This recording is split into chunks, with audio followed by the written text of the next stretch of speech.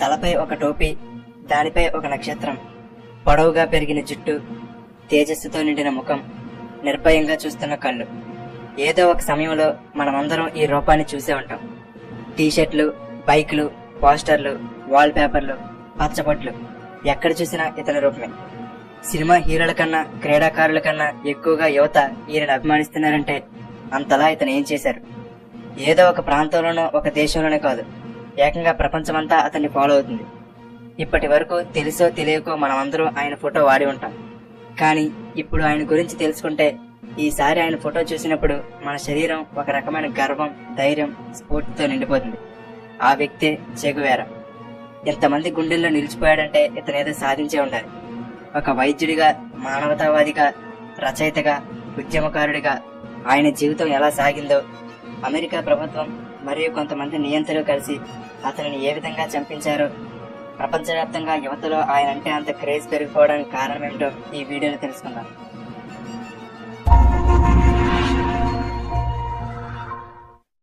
చెగువేరా అసలు పేరు Ernesto Rafale Guevara డేలా సెర్నా. ఆయన జూన్ 14, 1928 సంవత్సరంలో అర్జెంటీనాలో ఒక మధ్యతరగతి కుటుంబంలో జన్మించారు. గువేరాకి చిన్న వయసులోనే ఆస్తమా వ్యాధి సోకింది. దానితో శ్వాస తీసుకోవడానికి కూడా చాలా ఇబ్బంది పడేవాడు. మొదట్లో ఇంజనీరింగ్ లో చేరాడు, కానీ అది నచ్చక అది మానేసి మెడిసిన్ లో చేరాడు. అలా మెడిసిన్ చదువుతున్నప్పుడు లాటిన్ అమెరికా అంతా ఒకసారి పర్యటించాలనుకున్నాడు. 1952లో తన స్నేహితుడు ఆల్బర్టోతో కలిసి ఒక మోటార్ సైకిల్ మీద లాటిన్ అమెరికా అంతా పర్యటించడానికి బయలుదేరారు. ఆ ప్రయాణమే చెగువేరా జీవితంలో ఊహించని మార్పులు తీసుకువచ్చింది. అమెరికాలోని దక్షిణ అమెరికా ప్రాంతాన్ని లాటిన్ అమెరికా అని కూడా అంటారు. ఈ భాగంలోని దేశాలన్నీ కూడా పేదరికంతో నిండిపోయి ఉండేవి. ఉత్తర అమెరికాలోని ధనికులైన పెట్టుబడిదారులు, కొంతమంది దోపిడీదారులు ఈ పేద దేశాలలోని గనులు, భూభాగాలను ఆక్రమించుకుని అక్కడ ఫ్యాక్టరీలను నిర్మించి ఆ ప్రాంతంలో నివసించే పేద ప్రజలను కూలీలుగా మార్చి వాళ్లతో గుడ్డి చాకిరీ చేయించేవారు. ఇక్కడి సంపదను వాళ్ళు దోచుకునేవారు. చెగువేరా చేస్తున్న ఈ ప్రయాణంలో భాగంగా లాటిన్ అమెరికాలోని ప్రజల బానిస బతుకులను కళ్ళారా చూసి చలించిపోయాడు. వాళ్ళ జీవితాల్లో మార్పు తీసుకురావాలనుకున్నాడు. అలా 9 నెలల పాటు ప్రయాణం సాగిన తర్వాత వెనక్కి తిరిగి వచ్చి 1953లో మెడిసిన్ లో డిగ్రీ సంపాదించుకున్నాడు చెగువేరా. యుక్త వయసు నుండి మార్క్సిజం మీద, ఆ విధానాల మీద గువేరాకు ఆసక్తి ఉండేది. అందుకేనేమో లాటిన్ అమెరికాలోని సామ్రాజ్యవాదులను ఎదుర్కోవడానికి తన వైద్య వృత్తి సరిపోదని, విప్లవం ఒక్కటే మార్గమని అర్థం చేసుకున్నాడు. తాను చేయాలనుకుంటున్న దాని గురించి తన తల్లిదండ్రులకు చెప్పి బొలీవియాలో తన విప్లవాన్ని మొదలు పెట్టాలనుకున్నాడు. అయితే అక్కడ నాయకత్వపు లోపం ఉండడం వల్ల అక్కడి నుండి గ్వాటిమాలాకు చేరుకున్నాడు. అక్కడే ఎంతో మంది విప్లవ నాయకులతో పరిచయం ఏర్పడింది.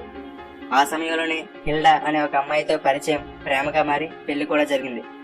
వాళ్ళకి ఒక అమ్మాయి జన్మించింది. కొంతకాలం తర్వాత క్యూబాలో బటిస్టా నియంకుశ పాలనకు వ్యతిరేకంగా విప్లవం చేస్తున్న క్యాస్ట్రో గురించి తెలుసుకున్నాడు. చెగువేరా క్యాస్ట్రోను కలుసుకున్నాడు. అలా క్యాస్ట్రో, చెగువేరా మరో 82 మందితో కలిసి బటిస్టాను క్యూబా అధ్యక్ష పదవి నుండి తొలగించడానికి ఒక షిప్ లో మెక్సికో నుండి క్యూబాకు బయలుదేరారు. ఈ క్యూబా విప్లవం సమయంలోనే చెగువేరా మరియు తన భార్య హిల్డా విడాకులు తీసుకుని విడిపోయారు. అదే సంవత్సరం ఎలీడా మార్చ్ అనే మరొక అమ్మాయిని వివాహం చేసుకున్నాడు చెగువేరా. క్యాస్ట్రో మరియు చెగువేరా క్యూబా చేరిన తర్వాత క్యూబా ప్రభుత్వానికి ఈ రెబల్స్ కి మధ్య విపరీతమైన దాడులు జరిగాయి. ఈ యుద్ధంలో అమెరికా కలుగజేసుకుని బరిస్టా ప్రభుత్వానికి ఆయుధాలను అందించి సహాయం చేసేది. క్యూబా విప్లవం జరుగుతున్న సమయంలో దోపిడీదారులను, పేదల నుండి దోచుకుంటున్న వాళ్లను చెగువేరా వెతికి చంపేవాడు. అందుకే దోపిడీదారులకు చెగువేరా వస్తున్నాడంటే ఒంట్లో వణుకు పుట్టేది. అలా 2 సంవత్సరాల తర్వాత క్యాస్ట్రో మరియు చెగువేరా కలిసి చేసిన విప్లవం విజయవంతమైంది. బరిస్టా నిరంకుశ ప్రభుత్వాన్ని దింపి క్యూబాలో క్యాస్ట్రో ప్రభుత్వాన్ని ఏర్పాటు చేశారు. క్యాస్ట్రో పాలనలో చెగువేరాకి క్యూబా జాతీయ బ్యాంక్ అధ్యక్షుడిగా, పరిశ్రమల శాఖ మంత్రిగా, రక్షణ దళాల అధిపతిగా ఎన్నో ఉన్నతమైన పదవులు దక్కాయి. క్యూబాలో ఉన్న అమెరికా కంపెనీలను జాతీయం చేసేశారు. తాను పదవిలో ఉన్నప్పుడు అక్కడ ఉండే రైతులు, పేదవాళ్లకు హెల్త్ క్లినిక్లు, వాళ్ళ పిల్లల కోసం స్కూళ్లను ఏర్పాటు చేశాడు చెగువేరా. దానితో క్యూబా అక్షరాస్యత ఏకంగా 96% పైగా పెరిగిందంటే అది చెగువేరా కృషి. అందుకే క్యూబా దేశ ప్రజలు క్యాస్ట్రోని ఎంతగా అభిమానిస్తారో చెగువేరాను కూడా ఇప్పటికీ అంతగానే అభిమానిస్తారు. చెగువేరా 1959లో మన దేశంలో కూడా పర్యటించి క్యూబాకి, ఇండియాకి మధ్య సత్సంబంధాలు పెరిగేలా కృషి చేశారు. అయితే చెగువేరా సామ్రాజ్యవాదుల దోపిడీకి గురవుతున్న ఇతర ప్రాంతాలలో కూడా తన విప్లవాన్ని తీసుకువెళ్లాలనుకున్నాడు. ఇంకేమీ ఆలోచించకుండా తనకున్న గొప్ప గొప్ప పదవులన్నింటినీ వదిలి బొలీవియాలోని నియంత ప్రభుత్వం అమెరికాతో చేతులు కలిపి సాగిస్తున్న దోపిడీని అంతమొందించడానికి చెగువేరా కొంతమంది బృందంతో కలిసి బొలీవియాకు బయలుదేరాడు. బొలీవియాలో ఉన్న ఆర్మీకి సరైన శిక్షణ లేదు, ఆయుధాలు కూడా లేవు. కాబట్టి వాళ్ళను ఓడించడం సులభమే అనుకున్నాడు చెగువేరా. అయితే ఇక్కడ మళ్లీ అమెరికా ఎంటర్ అయింది. తమకు క్యూబాలో ఎదురు తిరిగిన చెగువేరాని అంతమొందించడానికి బొలీవియా సైనికులకు ట్రైనింగ్ ఇచ్చి వాళ్ళకి ఆయుధాలను సరఫరా చేసింది అమెరికా. ఇప్పుడు చెగువేరాని బంధించడమే అమెరికా ప్రభుత్వం మరియు బొలీవియా నియంత్రణ లక్ష్యం. బొలీవియా సైనికులకి చెగువేరా బృందానికి మధ్య దాడులు మొదలయ్యాయి. అయితే బొలీవియా అడవులలో సరైన తిండి నిద్ర లేకపోవడం వల్ల బృందంలో అందరూ నీరసించిపోయారు. అందులోనూ చెగువేరాకి ఆస్తమా కారణంగా ఆరోగ్యం పూర్తిగా పాడైంది. తన బరువులో సగానికి పైగా కోల్పోయాడు చెగువేరా. చెగువేరాని పట్టుకోవడానికి బొలీవియా ప్రభుత్వం 650 మంది సైనికులను రంగంలోకి దింపింది. బొలీవియా మరియు అమెరికా ప్రభుత్వం కలిసి చేస్తున్న ఈ దాడులలో చెగువేరా బృందంలో ఒక్కొక్కరు చనిపోసాగారు. ఈ దాడుల్లో చెగువేరా భుజంలో బుల్లెట్ దిగి గాయపడ్డాడు. చివరికి 1967 అక్టోబర్ 8న బొలీవియన్ సైనికులు చెగువేరాను బంధించారు. ఒక పాడుబడిన స్కూల్లో ఒక చీకటి గదిలో చెగువేరాను నిర్బంధించారు. కానీ విప్లవాగ్నితో రగిలే ఆ సూర్యుడిని ఆ చీకటి ఏం భయపెట్టగలదు? ఆ తర్వాత రోజే బొలీవియన్ గవర్నమెంట్ చెగువేరాని చంపేయమని ఆదేశాలు పంపింది. టెర్రాన్ అనే సైనికుడు చెగువేరా ఉన్న గదిలోకి వెళ్లాడు. చెగువేరా మెల్లగా లేచి నిలబడ్డాడు. దేని గురించైనా ఆలోచిస్తున్నావా అని అడిగాడు ఆ సైనికుడు. తాను విప్లవం గురించి తప్ప ఇంకేమీ ఆలోచించనని సమాధానమిచ్చాడు. ఆ కళ్ళలో భయం అనేదే లేదు. చెగువేరాకి తెలుసు అతను తనని చంపడానికే వచ్చాడని. ఓరి పిరికివాడా, కాల్చరా, నువ్వు నన్ను చంపగలవేమో గాని నాలో ఉన్న సిద్ధాంతాన్ని చంపలేవు అని గట్టిగా అరిచాడు. వెంటనే ఆ సైనికుడు మొదట చెగువేరా కాళ్ల మీద కాల్చాడు, తరువాత ఛాతి మీద. ఇలా సుమారుగా 9 బుల్లెట్లు చెగువేరా శరీరంలోకి దూసుకుపోయాయి. చెగువేరా కుప్పకూలిపోయారు. 1967 అక్టోబర్ 9న చెగువేరా తన తుదిశ్వాసను విడిచారు. అక్కడి నుండి చెగువేరా మృతదేహాన్ని బొలీవియాలోని ఒల్లెగ్రాండ్ అనే ప్రాంతంలోని హాస్పిటల్ కి చేర్చారు. కనీసం హెలికాప్టర్లో కూడా కాకుండా బాడీని తాళ్లతో హెలికాప్టర్ కి కట్టి వేలాడి తీసుకుంటూ వెళ్లారట. అక్కడ హాస్పిటల్లోని డాక్టర్ చెగువేరా చనిపోయినట్టు సర్టిఫికెట్ ఇచ్చారు. ఆ తర్వాత చెగువేరాని చూడడానికి కొన్ని కిలోమీటర్ల దూరం నుండి వస్తున్న వందలాది మంది ప్రజల కోసం చెగువేరా మృతదేహాన్ని అక్కడే 24 గంటల పాటు ఉంచారు. చెగువేరాకి సమాధి కడితే ప్రజలు అతను గుర్తు పెట్టుకుంటారని, భవిష్యత్తులో ఆ స్ఫూర్తితో మరికొంతమంది విప్లవకారులు వచ్చే అవకాశం ఉందని భయపడి ఆ బొలీవియన్ అధికారులు చెగువేరా మృతదేహాన్ని ఎవరికీ తెలియకుండా సీక్రెట్ గా కప్పెట్టేయాలని నిర్ణయించుకున్నారు. అయితే అంతటి వీరుడు చనిపోయాడంటే ఎవరూ నమ్మరని వాళ్ళకి తెలుసు.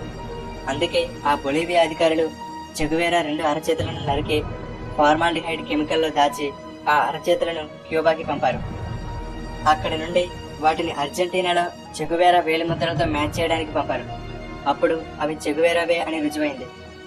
ఆ తర్వాత చెగువేరా శవాన్ని ఎవరికీ తెలియని ప్రదేశంలో పాతిపెట్టారు. దాంతో సుమారుగా 28 సంవత్సరాల పాటు చెగువేరా బాడీని ఎక్కడ సమాధి చేశారనేది రహస్యంగానే మిగిలిపోయింది. కానీ ఒక రిటైర్డ్ ఆర్మీ జనరల్ ఆ ప్రదేశాన్ని బయట పెట్టడంతో చివరికి ఆ ప్రదేశాన్ని తవ్వారు. ఆ గోతిలో చెగువేరాతో పాటు చనిపోయిన మరో 6 అస్థిపంజరాలు కూడా దొరికాయి. బుల్లెట్ గాయాల వల్ల గాయపడిన ఎముకల ద్వారా, ముఖ్యంగా ఒక అస్థిపంజరానికి 2 అరచేతులు లేకుండా ఉండడంతో చెగువేరాకి సంబంధించిన అస్థిపంజరాన్ని గుర్తించగలిగారు. తిరిగి వాటిని క్యూబాకి తీసుకువచ్చి అక్టోబర్ 17, 1997న సైనిక గౌరవ మర్యాదలతో మరలా అంత్యక్రియలు జరిపారు.